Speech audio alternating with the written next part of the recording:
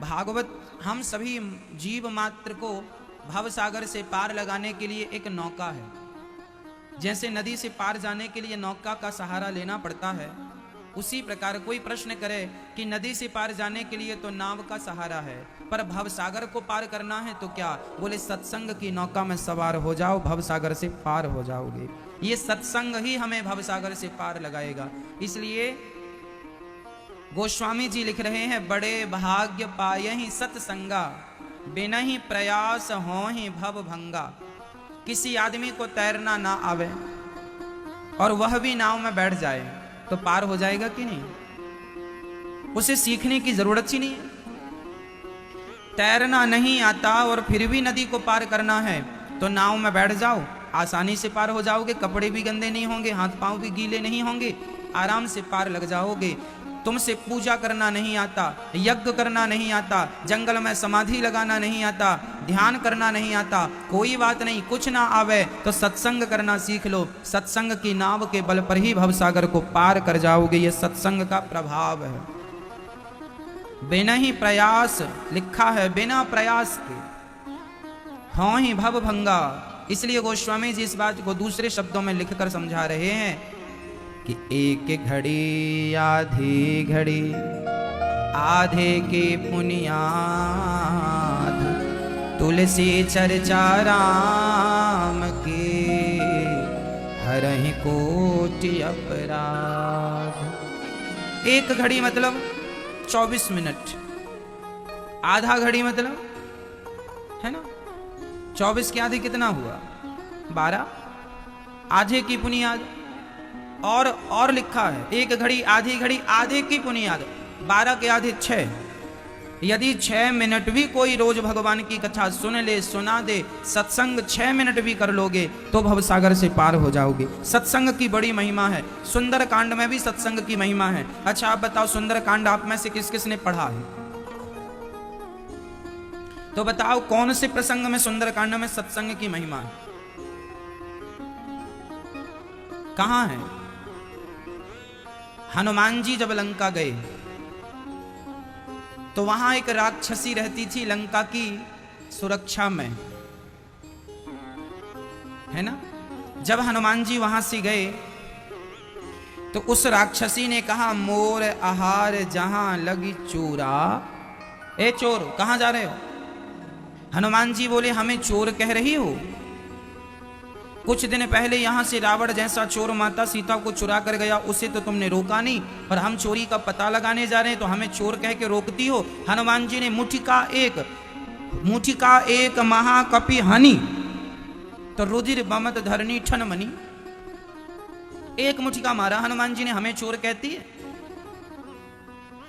तो उस राक्षसी ने फिर खड़े होकर कहा कि तात स्वर्ग अपवर्ग सुख, धैर्य तुला एक अंग, तूल न ताहे सकल मिले, जो सुख लव सत्संग। तुलसीदास जी की चौपाई और दोहों का कितना स्पष्ट अर्थ है। मैं बोलता जाऊंगा, आप अर्थ लगाते जाना, ठीक है? मैं बोल रहा हूं, आप अर्थ लगाना। फिर से बोल रहा हूं। तात मतलब यहां वो हनुमान जी को तात कह रही है। तात स्वर्ग, स्वर्ग अपवर्ग। स्वर्ग अपवर्ग क्या है? स्वर्ग से भी श्रेष्ठ जो ब्रह्मा जी का लोक है वह अपवर्ग है। तात स्वर्ग अपवर्ग सुख, ये सारे सुखों को धैर्य तुला, तुला मीन्स तराजू, धैर्य तुला एक अंग मतलब तराजू के एक पलड़े पर आप स्वर्ग के सारे सुखों को रख दीजिए, ऐसा कह रही है। फिर से सुनना, तात स्वर्ग अपवर्ग सुख, धैर्य तुला एक अंग, तूल न ताही सकल मिली, जो सुख लव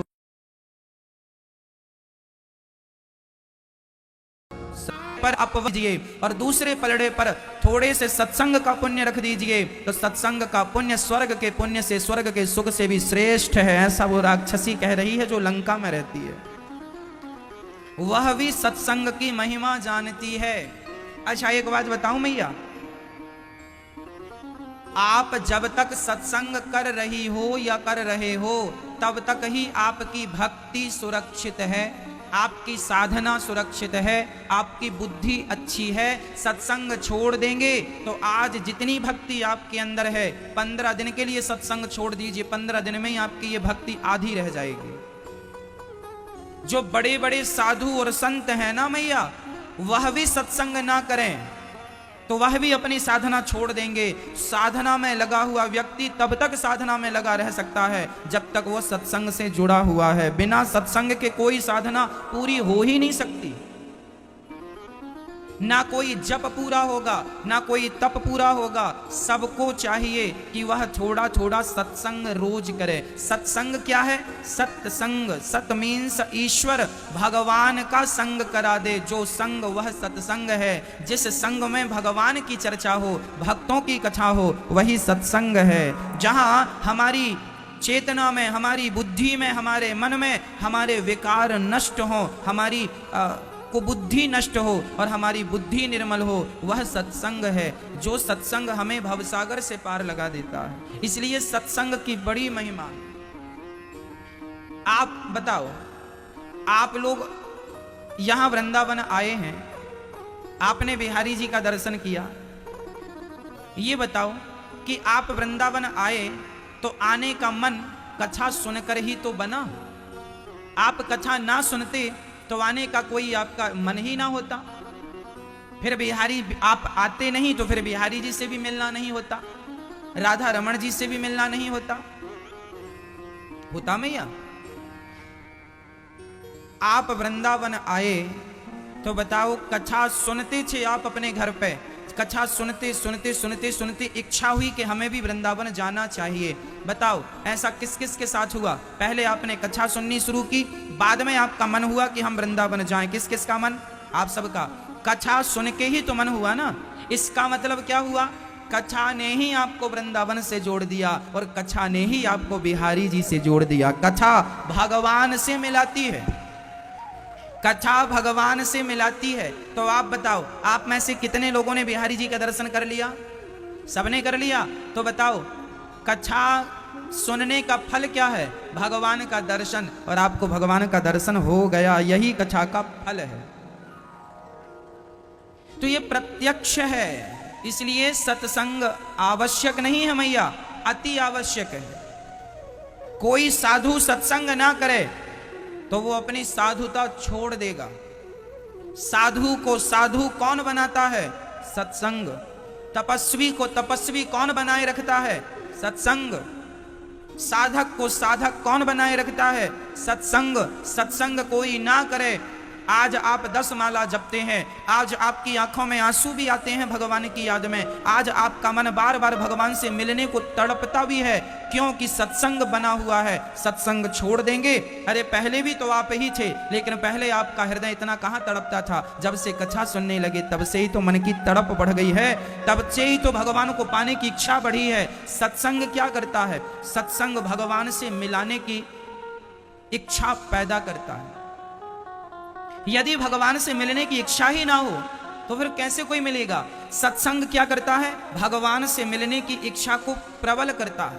प्रबल प्रबल प्रबल प्रबल प्रबल प्रेम के पाले पड़कर प्रभु को नियम बदलते देखा। जब भक्त की प्रबल इच्छा होती है भगवान को पाने के लिए, जब कोई भक्त मछली की तरह तड़पता है, तब कहीं जाकर उसे भगवान का दर्शन होता है। मीराबाई सत्संग करती थी। ऐसा कोई दिन नहीं है जिस दिन हम सत्संग ना करें। बताओ, क्या हम बिना पानी के रह सकते हैं? क्या बिना भोजन के रहा जा सकता है? बिना पानी और बिना भोजन के नहीं रहा जा सकता। तो याद रखना मैया, शरीर को भोजन और पानी की जरूरत है, पर सच्चे भक्त को तो भगवान की कथा की जरूरत है। जैसे भोजन पानी से शरीर पुष्ट होता है, उसी प्रकार कथा से भक्ति पुष्ट होती है। भक्ति का भोजन क्या है? भक्ति का भोजन क्या है? बोलो मेरी मां। सत्संग, कथा। भक्ति का भोजन क्या है? सत्संग। कोई भक्त सत्संग ना करे तो वो भक्त नहीं रह सकता। भक्ति के पथ से च्युत हो जाएगा, अर्थात भटक जाएगा। और सत्संग करता रहे तो वह जुड़ा रहेगा। सत्संग ऐसी बेड़ी है जो भक्त को भगवान की तरफ खींचे रखती है, बांधे रखती है, कहीं नहीं जाने देती। ये सत्संग है। इसलिए राजा परीक्षित को जब 7 दिन में मरने का श्राप लगा तो राजा परीक्षित भागवत जी की शरण में आए। राजा परीक्षित के पास कोई ऑप्शन नहीं था ना, अब 7 दिन ही बचे हैं। परीक्षित का प्रश्न है जिसे 7 दिन में मरना हो उसे क्या करना चाहिए। अब देखिए कोई साधन नहीं बचा राजा परीक्षित के पास, कोई साधन नहीं। राजा परीक्षित ने 7 दिन सुखदेव भगवान से क्या सुना, कथा सुनी, सत्संग किया। 7 दिन कथा सुनी तो 7वें दिन ही उनका उद्धार हो गया। कोई उपाय नहीं था, कोई साधन नहीं था, लेकिन सत्संग को अपना लिया तो 7 दिन में ही राजा परीक्षित की मुक्ति हो गई कि नहीं। ये सत्संग का प्रभाव है। इसलिए सत्संग रोज होना चाहिए। कल भी किया, आज भी करो, कल भी करेंगे। रोज भोजन कल भी किया था, आज भी किया, कल भी करोगे। पानी कल भी पिया था, आज भी पिया है, कल भी पियोगे। तो फिर भगवान की कथा कल सुनी थी तो आज क्यों नहीं, और आज सुने हैं तो कल क्यों नहीं। रोज रोज, ज्यादा नहीं तो ओनली 6 मिनट। नहीं है समय आपके पास, कोई बात नहीं। 1 घड़ी आधे घड़ी आधे की बुनियाद, तुलसी चर्चा राम की हरहि कोटि अपराध। कितना भी बड़ा पापी क्यों ना हो, भगवान की कथा सुनना शुरू कर दे तो भगवान की कथा सुनते सुनते ही उसके करोड़ों जन्म के पाप नष्ट हो जाएंगे। ये कथा की महिमा है। कथा जीव मात्र को पाप से मुक्त कर देती है। इसलिए कथा का आश्रय लेना चाहिए। गोस्वामी जी लिख रहे हैं, 60 सुधरहि सत्संगति पाई। दुष्ट से दुष्ट व्यक्ति भी सत्संग पाकर सुधर जाता है। कितने लोग ऐसे हैं जो कहा करते हैं, हम गुरुजी हम पहले बहुत शराब पीते थे, मांस खाते थे, गलत रास्तों पर थे, पर जब से कथा सुनने लगे हैं सारी बुरी आदतें छूट गई और अब बहुत आनंद से रहने लग गए हैं। ये परिवर्तन कहां से आया, कथा से ही तो आया। एक नहीं मेरी मां, भारत में लाखों लोग ऐसे हैं जो कथा सुन सुन के अपने जीवन को बदल चुके हैं, जीने का ढंग बदल गया। अच्छा मुझे आप बताओ, आपने कथाएं सुनी तो आपके जीवन में कथा के बाद कोई परिवर्तन हुआ कि नहीं? किस किस के जीवन में हुआ, हमें हाथ उठा के बताओ। आपके जीवन में हुआ बदलाव? हाथ उठाओ। परिवर्तन हुआ आपके जीवन में? आप सबके जीवन में परिवर्तन हुआ, ऐसा आप ही कह रहे हैं। यदि कथा ने आपको बदला, कथा ने कुछ ना कुछ तो आपको दिया ही होगा। यदि आपके जीवन में बदलाव है तो सोचो मेरे देश में कथा से कितना बदलाव होगा, कितने लोग सुधर जाएंगे। यदि सुनने लग जाएं तो, अब सुने ही ना तो फिर क्या फायदा। इसलिए हम कहा करते हैं ज्यादा नहीं थोड़ा। इसलिए हम कहा करते हैं कि ये जो कथा है आप अपने मोबाइल पर देखा करो, औरों को भी शेयर किया करो ताकि और लोग भी कथा से जुड़ें। और YouTube पर कथा शेयर करने का ये फायदा है कि आपने 10 लोगों को कथा शेयर की, 10 लोगों को बताया, 10 लोगों ने फिर 10 को बताया, ऐसे 135 करोड़ देशवासी कथा से जुड़ जाएंगे। और आप में परिवर्तन हुआ तो उनमें भी परिवर्तन जरूर होगा।